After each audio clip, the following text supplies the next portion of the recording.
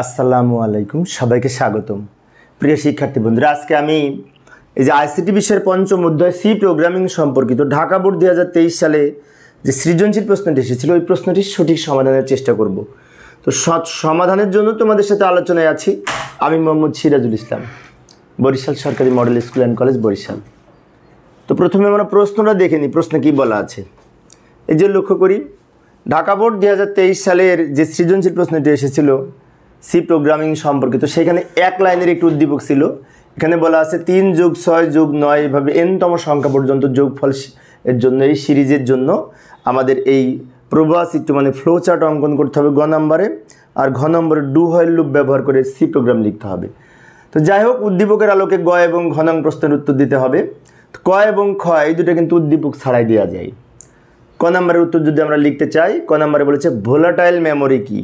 তো volatile memory হচ্ছে এই বিদ্যুৎ চলে গেলে যে মেমোরি মুছে যায় তাকে ভোলাটাইল মেমোরি বলে। তো এইভাবে আমরা উত্তর লিখতে পারি। আমি সময় সেভ করার জন্য দ্রুত লিখে দিলাম, যেসব মেমোরির ডেটা কম্পিউটার বন্ধ করলে বা ক্ষেত্র বিশেষে প্রোগ্রাম বন্ধ করলে এই বিশেষ করে হারিয়ে যায় বা মুছে যায় তাকে বলা হয় এই ভোলাটাইল মেমোরি। অর্থাৎ প্রোগ্রামের কিছু যে অস্থায়ী মেমোরি সমূহ কম্পিউটার বন্ধ করলেই ওই মেমোরি মুছে যায়, এই ধরনের মেমোরিকে বলা হয় অস্থায়ী মেমোরি বা ভোলাটাইল মেমোরি। এইভাবে ক নম্বরের উত্তর লিখতে পারি। তো আবার আমরা উদ্দীপকে ফিরে যাব। উদ্দীপকের এই খ নম্বরে কি বলেছিল লক্ষ্য করি। খ নম্বরে বলেছে সি ভাষা পূর্ব থেকে তৈরিকৃত ফাংশন ব্যাখ্যা করো। হ্যাঁ, সি ভাষায় কিছু ফাংশন ব্যবহার করা হয় যেগুলি পূর্ব থেকে নির্ধারিত থাকে তার কাজ, তাই না? তো হ্যাঁ, এইটার ব্যাখ্যা এখন আমরা লিখব। তো যাই, এই যে এইভাবে লিখতে পারি। আমি সময় সেভ করার জন্য একটু দ্রুত লিখছি। সি ভাষা পূর্ব থেকে তৈরিকৃত ফাংশন, কারণ সি ভাষার ফাংশন কতগুলো স্টেটমেন্টের সমষ্টি। সি ভাষার যে ফাংশন ব্যবহার করি সেগুলো হচ্ছে কতগুলো স্টেটমেন্টের সমষ্টি যা নির্দিষ্ট কাজ সম্পাদন করে। যেমন প্রিন্টএফ ব্যবহার করি আউটপুট পাওয়ার জন্য, স্ক্যানএফ ব্যবহার করি এই কিবোর্ড থেকে তথ্য ইনপুট নেওয়ার জন্য। তো এই ফাংশনগুলির কাজ কিন্তু আগে থেকে নির্ধারণ করা থাকে, সেজন্য বলা হচ্ছে পূর্ব থেকে তৈরিকৃত ফাংশন হচ্ছে সি প্রোগ্রাম। আচ্ছা, তো এইখানে যেহেতু 2 মার্কসের জন্য আমরা আরেকটু লিখতে পারি।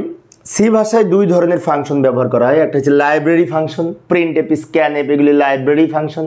আর একটা হচ্ছে ইউজার ডিফাইন্ড ফাংশন, মানে ইউজারের উপর ডিপেন্ড করে কিছু ফাংশন ব্যবহার করা থাকে, ইউজার ক্রিয়েট করে, যেগুলিকে বলা হয় ইউজার ডিফাইন্ড ফাংশন। আর হেডার ফাইলের সাথে সংযুক্ত থাকে লাইব্রেরি ফাংশন, যেমন প্রিন্টএফ, স্ক্যানএফ এইগুলি। তো 2 ধরনের ফাংশন ব্যবহার করা হয় এবং এই 2 ধরনের ফাংশনের মধ্যে পূর্ব থেকেই তৈরিকৃত কিছু ফাংশন প্রোগ্রামে আমরা ব্যবহার করে থাকি। যেমন এই যে আমি দেখাই দিলাম, printf output function, scanf input function. তো এই ফাংশনগুলি কিন্তু পূর্ব থেকে নির্ধারণ করা থাকে, যেগুলি হেডার ফাইলের সাথে সংযুক্ত, লাইব্রেরি ফাংশন নামে পরিচিত। সেজন্য বলা হয় সি প্রোগ্রাম পূর্ব থেকে তৈরিকৃত এই ফাংশন এর সমষ্টি সি প্রোগ্রামে ব্যবহার করা হয়ে থাকে। এইভাবে আমরা খ নম্বরের উত্তর লিখতে পারি। তো প্রিয় শিক্ষার্থী বন্ধুরা, আবার আমরা সে উদ্দীপকে ফিরে যাব। তো যাই, তো উদ্দীপকের গ নম্বরের সমাধান করব। গ নম্বরে কী বলেছিল? গ নম্বরে বলেছিল ওই যে একটা সিরিজ ছিল, মনে আছে? এই যে 3+6+9 সিরিজের যোগফল নির্ণয়ের জন্য ফ্লোচার্ট অঙ্কন করতে বলেছিল গ নম্বরে। কিন্তু আমরা উদ্দীপক পড়েছিলাম। তো এই যে উত্তর গ, উদ্দীপকে বর্ণিত এই সিরিজের ফ্লোচার্ট এখানে ধরবেন। আমরা ডান দিকে ফ্লোচার্টটা অঙ্কন করছি। তো ফ্লোচার্ট হচ্ছে একটা প্রোগ্রামের কোন ধাপে কী করব তার ধারাবাহিক চিত্রের মাধ্যমে উপস্থাপন। তো এই সিরিজের যোগফল নির্ণয়ের ফ্লোচার্টের জন্য আমরা শুরুতে লিখব স্টার্ট, এই প্রতীক ব্যবহার করি, তাই না? এর মধ্যে লিখব স্টার্ট। তারপরে এই এনতম সংখ্যা পর্যন্ত যোগ করবে, তাহলে এন হচ্ছে আমাদের ইনপুট। ইনপুট নেওয়ার জন্য আমরা এই সামান্তরিক প্রতীক ব্যবহার করি, তাই না? ইনপুট আউটপুটের জন্য।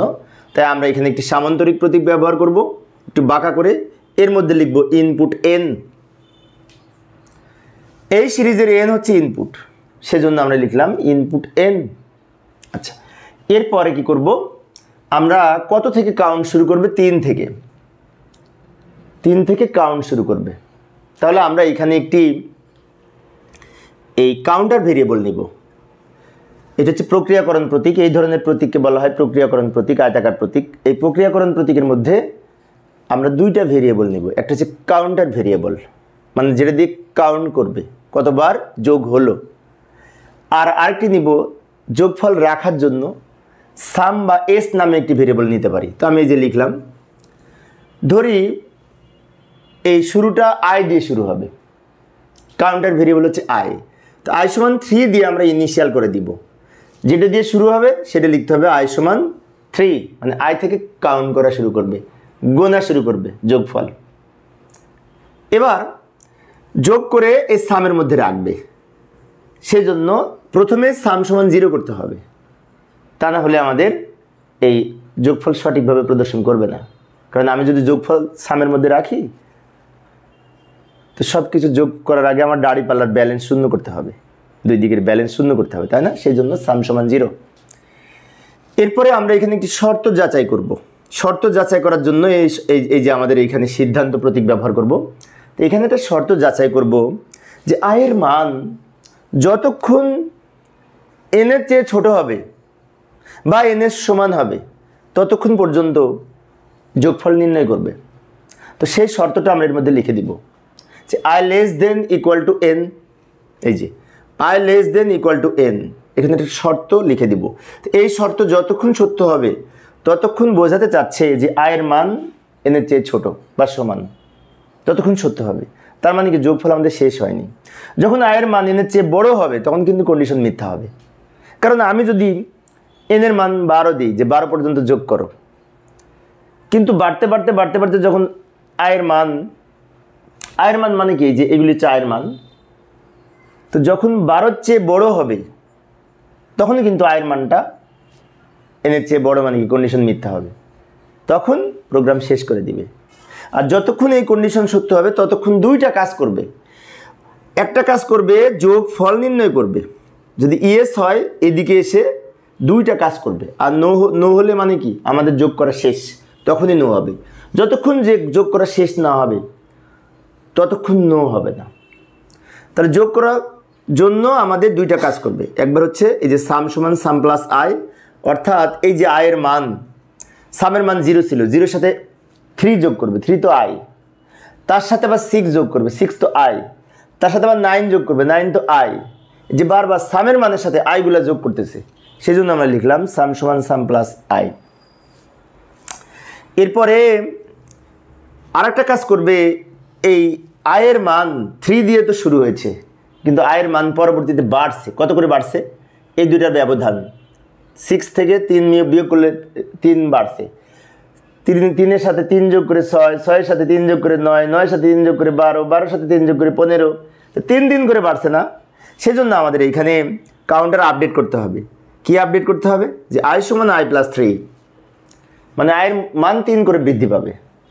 বিষয়টা আবারও বলি, এই কন্ডিশন যতক্ষণ সত্য হবে ততক্ষণ এই দুইটা কাজ সম্পন্ন করবে। একবার যোগফল নির্ণয় করবে আর আয়ের মান আবার 3 বৃদ্ধি করবে, 3 বৃদ্ধি করে আবার এখান থেকে ফিরে যাবে, এখান থেকে ফিরে যেয়ে আবার এখানে কন্ডিশন যাচাই করবে। আয়ের মান যখন 3 ছিল, এনের মান যদি 12 হয়, আয়ের মান 3, তখন কন্ডিশন সত্য ছিল, তার যোগফল নির্ণয় করলো। আয়ের মান 3-এর সাথে 3 যোগ করে 6 হয়েছে, 6 নিয়ে আবার এইখানে যাবে, এখনও কিন্তু এটা 6 এটা 12, মানে কি এটা এখনও কন্ডিশন সত্য। আবার যোগফল নির্ণয় করবে, নির্ণয় করার পরে 3 বৃদ্ধি করবে, 6-এর সাথে 3 যোগ করে 9 হয়েছে, 9 নিয়ে আবার এখানে ফিরে যাবে। এদের মান যদি 12 হয়, আয়ের মান যদি 9 হয়, এটাও কিন্তু কন্ডিশন সত্য। আবার যোগফল নির্ণয় করবে, 3 বৃদ্ধি করে 9-এর সাথে 3 বৃদ্ধি করে 12 হবে, 12 নিয়ে যখন এখানে যাবে, এনের মান 12, আয়ের মান 12, এখানেও কিন্তু সত্য, কারণ ইকুয়াল টু আছে। এটা ছোট হলেও সত্য, সমান হলেও সত্য। ততক্ষণ 12 আবার যোগ করে যোগফল নির্ণয় করে 12-র সাথে আবার 3 যোগ করবে, 3 যোগ করে 15 হবে, 15 নিয়ে এখানে যেয়ে কিন্তু এখানে আয়ের মান এখন বড় মানে কি কন্ডিশন মিথ্যা। তখন কম্পাইলার বুঝতে পারবে, প্রোগ্রামের যে কম্পাইলার অনুবাদক প্রোগ্রাম বুঝতে পারবে যে আমার কাজ করা শেষ, মানে কি যোগ করা শেষ, তখনই এই কন্ডিশন মিথ্যা। তখন প্রোগ্রাম যোগফল যেটি হয়েছে সেটা এখানে প্রিন্ট করে দিবে, প্রিন্ট করে প্রোগ্রাম শেষ করে দিবে। অর্থাৎ বারবার এই লুপ এর চক্র ঘুরতে ঘুরতে যখন কাজ করা শেষ হবে তখন ওইদিকে যেয়ে প্রিন্ট করে দিবে। এইভাবে আমরা ফ্লোচার্ট অঙ্কন করতে পারি। 3 মার্কস এটুকুর জন্য, তাই না? আচ্ছা, তো আবার আমরা এই ঘ নাম্বারে যাবো। এবার ঘ নাম্বারে আমাদের এই সিরিজের ডু হোয়াইল লুপ ব্যবহার করে সি প্রোগ্রাম লিখতে বলেছিল। তারপরেও দেখি এই যে উদ্দীপকে আবার ফিরে আসলাম। উদ্দীপকের ঘ নাম্বারে বলেছে ডু হোয়াইল লুপ ব্যবহার করে উদ্দীপকের যোগফল নির্ণয় সি প্রোগ্রাম লিখো। তো সি প্রোগ্রাম অনেক শিক্ষার্থীর কাছে একটু জটিল মনে হয়, প্র্যাকটিস করলে কিন্তু অত জটিল না। তো আমি সহজভাবে আলোচনা করার চেষ্টা করবো, একদম সহজভাবে।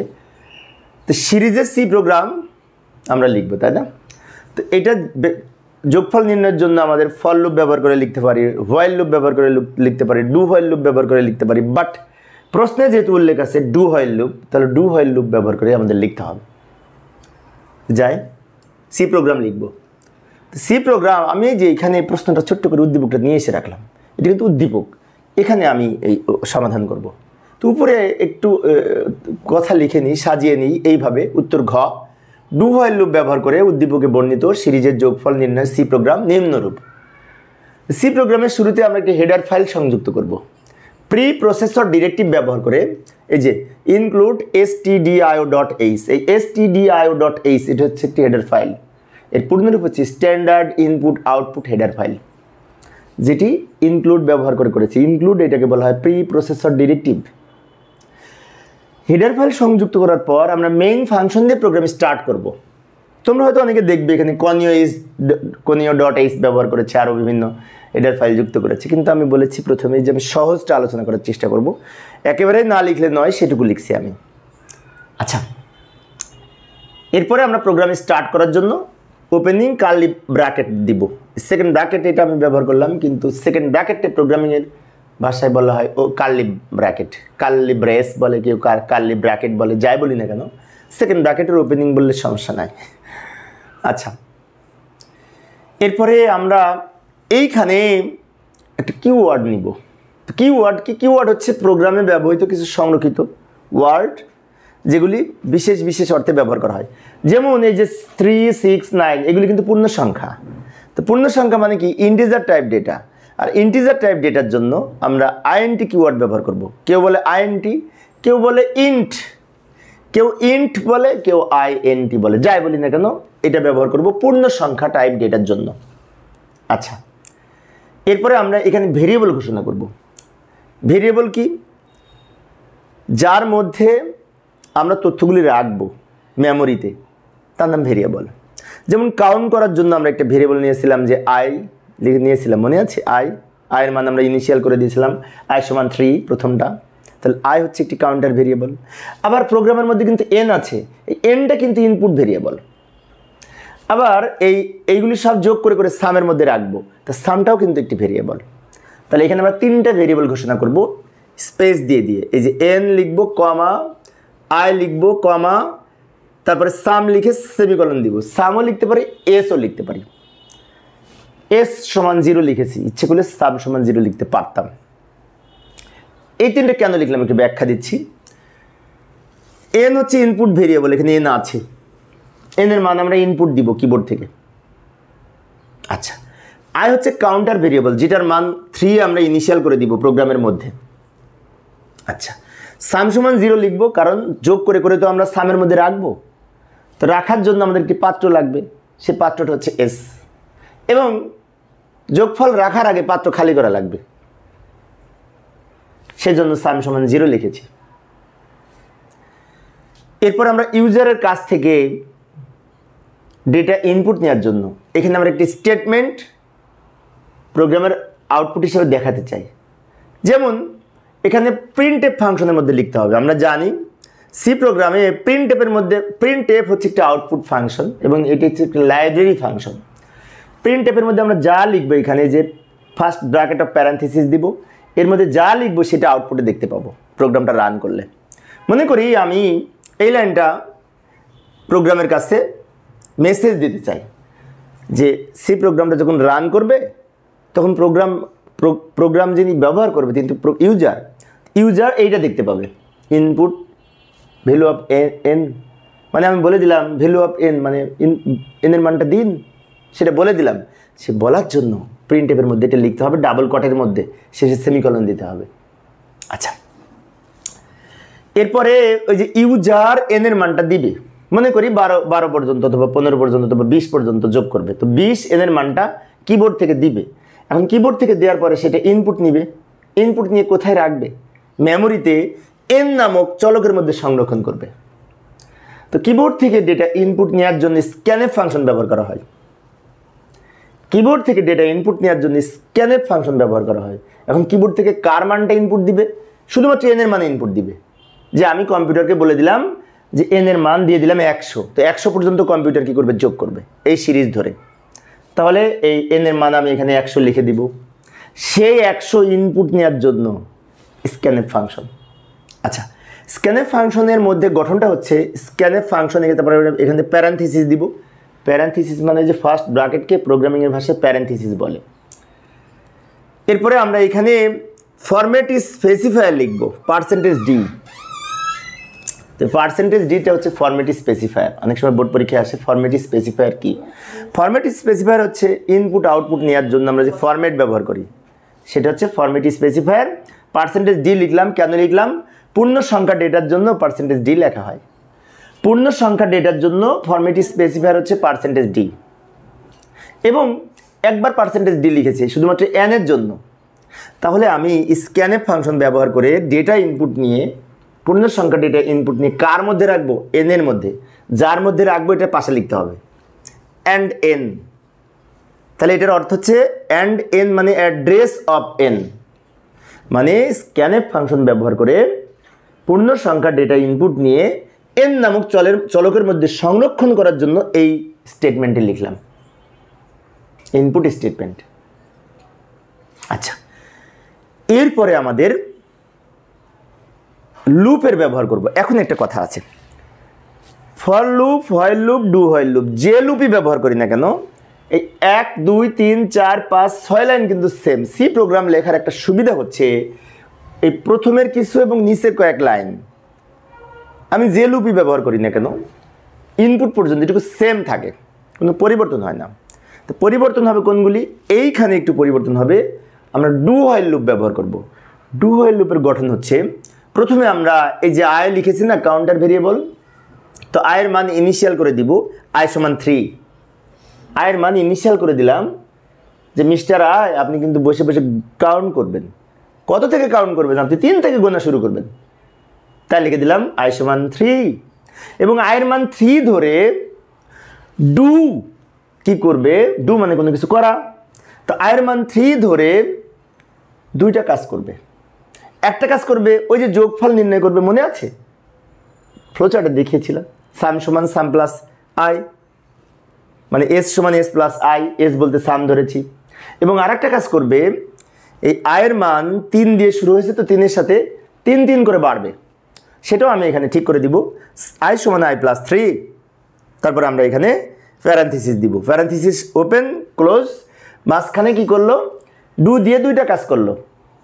প্রথম কাজটা হচ্ছে যোগফল নির্ণয় করবে, দ্বিতীয় কাজটা হচ্ছে আয়ের মান 3 3 করে বৃদ্ধি করে আপডেট করবে, কাউন্টার আপডেট করবে এখানে। আচ্ছা, এবার ডু লুপ কি করে? আয়ের মান 3 ধরে একবার কাজটা সম্পাদন করবে, করার পরে আয়ের মান 3 বৃদ্ধি করে এখানে যে কন্ডিশন যাচাই করবে। আর কন্ডিশন যাচাই করার জন্য সূত্রটা হচ্ছে হোয়াইল কন্ডিশন। হোয়াইল কন্ডিশন, কন্ডিশনটা কি? হয় যে i <= n, মনে আছে? মানে আমি n এর এই আয়ের মান বাড়তে বাড়তে বাড়তে বাড়তে n পর্যন্ত যাবে, সেজন্য এখানে লিখে দেব i <= n। মানে এই কন্ডিশন যতক্ষণ সত্য হবে ততক্ষণ এখানে ফিরে যেয়ে এই দুটো কাজ করবে, কাজ করে আবার আয়ের মান বৃদ্ধি করবে 3, এরকম বারবার ঘুরে ঘুরে ঘুরে ঘুরে এই হোয়াইল লুপ কাজ করবে। অর্থাৎ ডু হোয়াইল লুপের যে মেন যে বিষয় সেটি হচ্ছে একবার এই পূর্বের মান ধরে একবার কাজটা সম্পন্ন করবে, একবার করার পরে কাউন্টার আপডেট করে n এর মান দিয়ে এখানে যাচাই করবে, হোয়াইল দিয়ে যাচাই করে কন্ডিশন সত্য হলে আবার ঘুরে যেই কাজগুলি করবে বারবার। ফর লুপ একসাথে সব করে, তাই না? ফর লুপ তো আরেকদিন দেখাবো, ফর লুপ সহজ। আচ্ছা, তাহলে আমাদের প্রোগ্রাম লেখা শেষ। এইবার যখন প্রোগ্রাম আমাদের কাজ শেষ হয়ে যাবে তখন প্রিন্টএফের মধ্যে আবার ওই যে সামেশন = বা সাম সমান %d দিয়ে এই আউটপুট প্রকাশ করবে।